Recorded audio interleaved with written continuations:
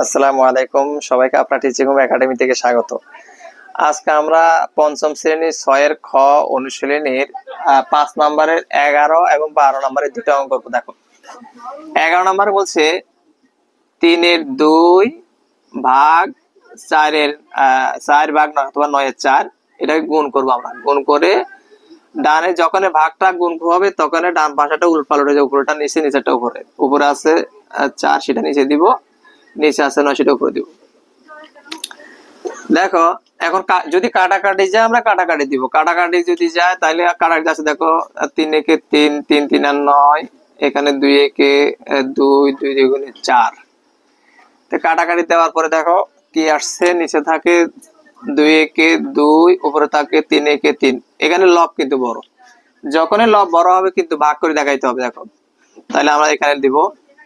দেখো যদি 3 2 3 এর ভিতরে যাবে একবার, কারণ 2 দ্বিগুণে 4, 2 দিনে 4 দুগুণে আছে 3, তাহলে আমরা 1 দিব। 2 একে 2, 3 থেকে যদি 2 বাদ তাহলে থাকে 1, তাহলে কত হবে? 1 সমস্ত 2 এর 1 হবে উত্তর। এটাই হবে আমাদের উত্তর। 12 নম্বর দেখো 7 এর 5 ভাগ, আচ্ছা ভাগটাকে একবার করে দিচ্ছি।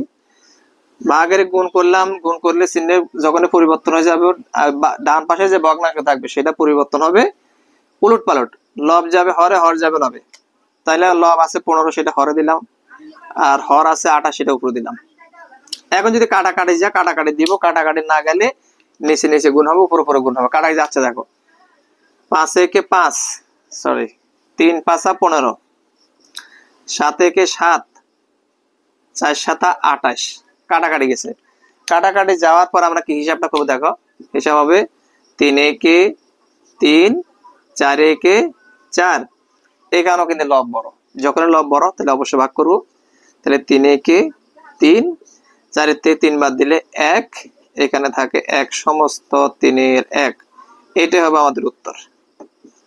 আশা করি বুঝতে পারছো, তুলে ফেলো।